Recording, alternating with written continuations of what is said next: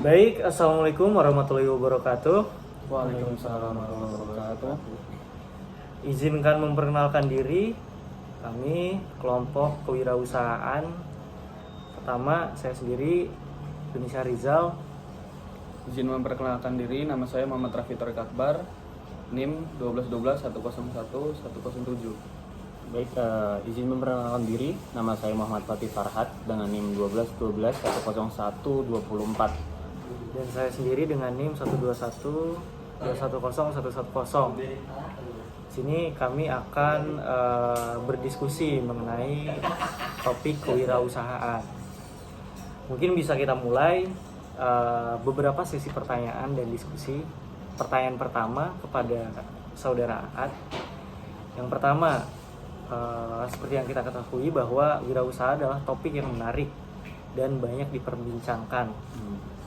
Nah, menurut saudara sendiri, saudara itu lebih memilih sebagai pegawai atau sebagai wirausahaan, dan apa alasannya? Oke, baik.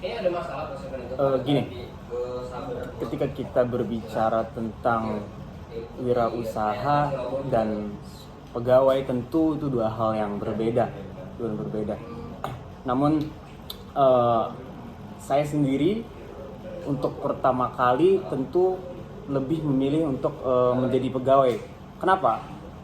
Karena potensi untuk menjadi wirausaha itu membutuhkan modal yang cukup, bekal yang cukup, dan pengalaman yang cukup gitu.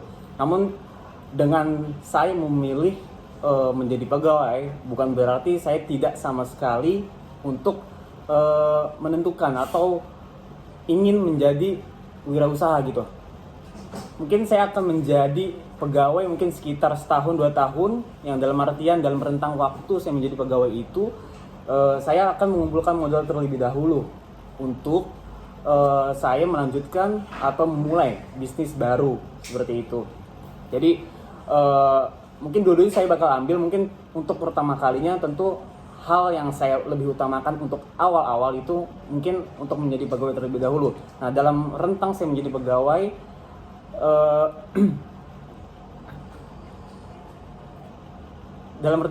pegawai, di situ saya bisa mengumpulkan modal dari gaji yang saya dapatkan. Kemudian yang kedua, saya bisa mencari ilmu tentang bisnis apa yang mau saya bangun. Kemudian pengalaman membangun relasi dengan orang-orang yang mungkin sudah mulai di bisnis yang emang saya ingin jalankan seperti itu. Lalu berkaitan dengan jawaban saudara terkait memilih sebagai pegawai dulu ketimbang sebagai seorang wirausahaan, setujukah apabila wirausahaan itu lebih banyak bangkrutnya daripada berhasilnya? Berbicara tentang berhasil atau bangkrut, menurut saya tidak setuju kalau wirausaha itu lebih banyak bangkrutnya, lebih banyak gagalnya ya, lebih banyak gagalnya daripada lebih banyak keberhasilan. Karena gini, pasti sebagaimana yang saya ketahui dengan relasi yang saya punya, mereka yang berbisnis pasti pada awalnya memiliki kerugian terlebih dahulu gitu. Gak mungkin ada orang yang sukses secara instan gitu, gak mungkin.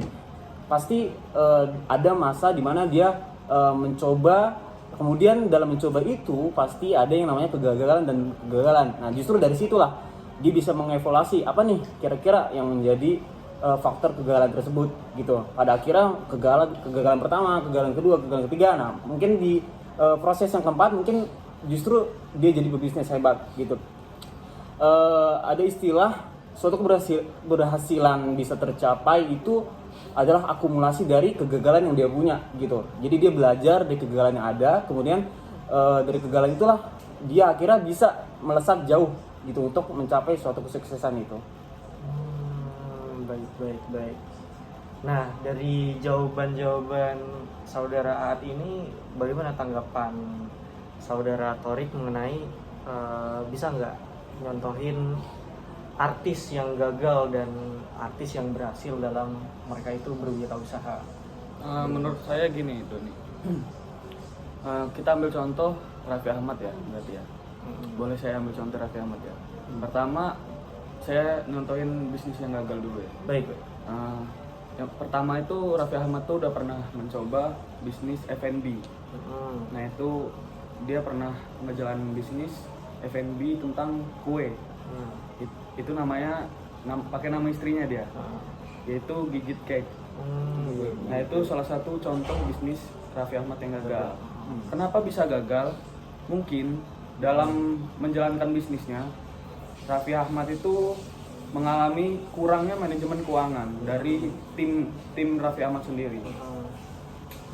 Mungkin terdapat kurangnya perencanaan yang matang tentang manajemen keuangan bisnis tersebut. Terus yang kedua, mungkin dia kurangnya inovasi dan improvisasi tentang kue yang akan dia bikin. Jadi dia bikin kuenya itu aja, menunya itu aja. Jadi bikin bosen. Iya, bikin bosen. Yang ketiga, kurangnya adaptasi dengan tren pasar. Nah itu balik lagi ke yang kedua tadi yang saya jelaskan tentang inovasi. Mungkin pasar yang pengen, mungkin harus ada inovasi yang berkelanjutan gitu, tapi dia tidak menjalankan inovasi tersebut. Nah terus yang terakhir tuh mungkin kurangnya promosi yang efektif. Sebenarnya kita tahu ya Raffi Ahmad ini kan Artis yang terkenal banget lah tuh ya. Semua orang Mungkin tahu. cuman kalau ditanya, saya pun kalau ditanya tentang Gigit Cake ini, saya jujur nggak tahu. Mungkin itu termasuk kurangnya dalam Promosi. Ya benar, kurangnya promosi dia. Terus dari kegagalan itu tuh faktor kepemimpinan apa sih yang menyebabkan kegagalan? Mungkin gini, menurut saya kalau Raffi Ahmadnya sendiri itu kan sebagai owner ya, pasti kalau masalah kalau kita bisa lihat kepemimpinan Raffi Ahmad tuh apa ya, bisa dibilang udah sangat bagus lah untuk Raffi Ahmadnya sendiri. Cuman kan nggak mungkin owner ngejalanin bisnisnya sendiri, pasti dia nunjuk nunjuk timnya, pasti nunjuk entah direkturnya atau siapanya. Yang nggak mungkin Raffi Ahmad ngejalanin langsung bisnisnya dong. Mungkin seorang direktur yang ditunjuk Raffi Ahmad tuh kurang visi dan strategi untuk jangka panjang. Ya itu balik lagi ke inovasi tadi. Mungkin ya dia hanya mikirin jangka pendeknya. Dia setelah berbisnisnya berkelanjutan sampai 5 bulan atau setahun, dia udah nggak punya inovasi lagi. Yaitu dia nggak, kurangnya visi dan strategi secara jangka panjang. Dia hanya memikirkan jangka pendeknya. Nah, dari bisnis tersebut nih, ada nggak bisnis yang berhasilnya gitu? Boleh kita bahas tentang bisnis Raffi Ahmad yang berhasil ya? Boleh. Kita tahu semua tentang YouTube ya, kita tahu semua tentang media. Pasti kalau ngebahas Raffi Ahmad, pasti kita tahu tentang Rans Entertainment kan? Ya, Rans Entertainment. Nah, Rans Entertainment itu apa ya? Bisnis sosial media mungkin ya, bisa dibilang bisnis sosial media yang sangat sukses lah sampai saat ini, sampai sekarang. Nah, mungkin dari nama besarnya itu bisa bikin kalau saya mikir gini Don, karena Raffi Ahmad bergeraknya di bidang media. Di bidang TV kan termasuk media ya, di bidang YouTube. Mungkin karena emang dia bergeraknya di bidang itu, mungkin dia jor-joran lah ngasih semuanya ke Rans Media tersebut. Beda sama bisnis sebelumnya kan? Iya, karena saya lihat di Rans Media itu banyak banget inovasinya. Kayak vlog, kayak podcast, kayak apa lagi? Bisa dibilang kayak dia bikin event kayak misalkan waktu itu tenis. Benar. Ya. Tenis. Itu termasuk inovasi menurut saya, karena bikin ya penonton nggak boring. iya, karena variasi. belum banyak lah media kayak yang berinovasi terus kayak contohnya Rans Media tersebut. Dan menurut saudara Torik sendiri, kepemimpinan apa tuh yang diterapkan sama Raffi Ahmad untuk Transmedia ini bisa bikin bisnis itu tuh sukses? Mungkin kebalikannya dari Gigit Cake tadi. Karena mungkin Gigit Cake nggak apa ya, visi dan strateginya nggak memikirkan untuk jangka panjang. Ya kegagalan tersebut yang didapatkan. Kebalikannya dengan Transmedia ini, mungkin dia menjalankan strategi dan visi yang jangka panjang gitu. Ya contohnya sampai sekarang pun udah berapa tahun nih, udah lama lah medianya selalu nomor 1 di YouTube, dimanapun selalu trending, langganan trending lah, Iya. Transmedia. Terus kalau kalian bisa wawancara orang yang sering main gadget pasti tahu tentang Transmedia kan. Iya. Dari bocil sampai Benar. orang tua ya kan. Nah, tadi kan ngomongin masalah bisnis artis tuh. Saudara Torik ini tuh kira-kira ada semacam ide rancangan bisnis nggak dari pembahasan tadi itu? Ada ide yang menurut saudara itu tuh bagus gitu? Mungkin kafe yang Iya. ini ya, yang, Mungkin yang saya- lagi dijalanin sekarang. Mungkin saya kepikirannya kafe sih, karena apa ya? Kalau ini nggak bersangkut pautan tentang Transmedia, cuman mungkin bersangkut pautan tentang yang gigit kayak Kendall tadi ya, F&B. Mungkin saya kepikirannya kafe nih, karena gimana tuh strategi pengembangan dan resikonya, manajemennya sama strategi kepemimpinannya itu gimana tuh? gini dong. Sebenarnya ini konsep yang belum ada gitu. Kafenya udah ada, cuman konsep yang mau saya bikin ini belum ada. Saya pengen bikin kafe berjalan lah istilahnya. Kafe berjalan. Konsep saya itu kafe berjalan. Gimana caranya kalau konsep kafe berjalan? Itu kan belum ada di Lampung tuh. Ya, Ya. betul. Belum ada kan, belum pernah tahu kan kafe berjalan. Nah, saya mau buat konsep itu. Jadi kafe yang beneran buildingnya itu ada, beneran ada. propertinya itu ada. Beda sama Cuma- Starling. Nah, ini beda. Kalau Starling kan itu pakai sepeda kan. Nah. Yes, Nah, beda. kalau saya pengennya tuh kafenya yang pertama mungkin hari A dia ada di Embung Itera, hari B dia ada di Embung Unila. Tetap konsumen yang nyamperin kafe saya, cuman bukan saya yang ngambil bola ke konsumen gitu. Ngerti kan? Nah, itulah inovasi dari saya, termasuk inovasi dong. Iya, Iya. inovasi. Terus resikonya itu gimana tuh? Nah, Saudara mungkin ini Torik? sih resikonya, saya udah kepikiran juga tuh. Apa tuh? Masalah izin mungkin. Masalah izin. Kadang kan tempatnya berpindah-pindah kan. Iya. Pasti kan izin tuh selalu ada kan. Nah, beli ormas Benar. pungli gitu ya. Benar. Kita pindah tempat bisnis. Istilahnya itu kan bisnisnya satu, cuman kita tempatnya itu beragam lah. Enggak saya pengennya hari A di mana, hari B di mana, beda tempat gitu. Pasti kan izinnya agak rumit tuh. Iya. Mungkin saya mau pindah di hari A di Itera harus izin dulu ke Iteranya.